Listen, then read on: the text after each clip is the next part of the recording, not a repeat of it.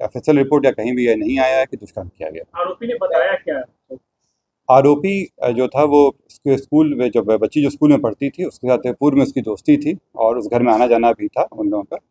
लेकिन परंतु कुछ समय से उन दोनों परिवार के बीच में इस चीज़ को लेकर सहमति नहीं थी कि वो लोग मिले, और इसी क्रम में वो फिर मिलने आया था। और जब दोनों के बीच में तनाव बढ़ा था और उसी के तहत ये प्लान किया था। जो ये व्यक्ति है शुभम कुमार, इसको ये खबर मिली थी कि ये जो बच्ची हैं ये किसी और के साथ भी देखी गई हैं, जिसका इनका अपना कोई एविडेंस है, केवल सुनी सुनाई बातों के हिसाब से चल रहे थे और उसी में ये घटना की है।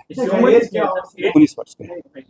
सर कितने दिनों से लोगों तक क्या गार्जियन के बारे में जानकारी? ये कम से कम 1-2 साल से चल रहा था। गार्जियन को खबर थी इसके बारे में, उनके द्वारा इसका अपोज भी किया गया था। दोनों साइड के माता पिता को पता ये दोनों कौन है, शुभम और ये रोशन है, वो इसका मतलब कैसा रिलेटिव है?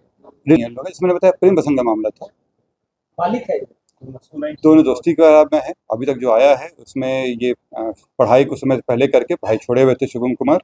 रोशन कुमार की पढ़ाई चल रही थी। ये नशा का आदी थी। इस तरह जानकारी हम लोग अभी नहीं मिली। नशा का ऐसा कुछ नहीं मिला है। अच्छी महिला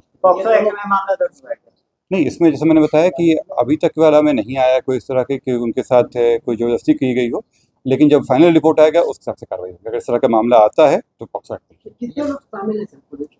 इसमें 2 लोगों का सहभागिता आया है और साथ ही में जो व्यक्ति केरोसिन का तेल बेचे थे, क्योंकि वो बच्चे को बेच रहे हैं और बिना जानकारी के ज्वलनशील पदार्थ बेच रहे हैं, तो उनके अभी बयान उनका भी किया गया, उनसे पूछताछ की गई है और उनका बयान दर्ज कराया जाएगा कोर्ट में। कितने बजे संजय के आसपास आई थी और ये घटना उसके बाद घटी है। इसका मोबाइल किनका? बच्चियों का जो मोबाइल था ये इनके पिता के मोबाइल का इस्तेमाल करते थे और इसके साथ भी व्यक्ति के जो अभियुक्त हैं इनके साथ भी बातचीत उन्हीं के मोबाइल से होती थी। ये करीब 19 वर्ष के आसपास। ये वैसे मैंने बताया कि पूर्व से सुनियोजित ढंग से आया था, क्योंकि पहले आने से पहले ये केरोसिन का तेल खरीदा था। पहले से ही प्लानिंग था इसका कि दोनों को मार देना है और इसी के तहत ये अंदर गया था। जो उसमें विक्टिम में बच्चा जो है वो सोया हुआ था और घर की जो बेटी थी वो दरवाज़ा खोली थी। ये उसके बाद दोनों की हत्या किया और सबूत मिटाने के लिए फिर वहाँ आग लगाया था। कि इन लोगों की जानकारी थी कि इन लोगों के बीच में आपसी बातचीत होती है।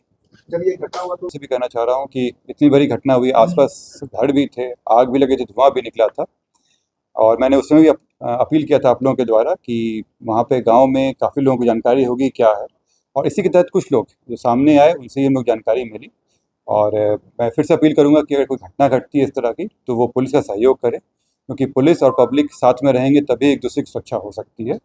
और वो अगर जानकारी देंगे तो उनकी बातें गुप्त रखी जाएगी, उनके नाम को पब्लिक नहीं किया जाएगा। कितना दूर है जो है वो 3-4 किलोमीटर के अंदर का क्षेत्र है।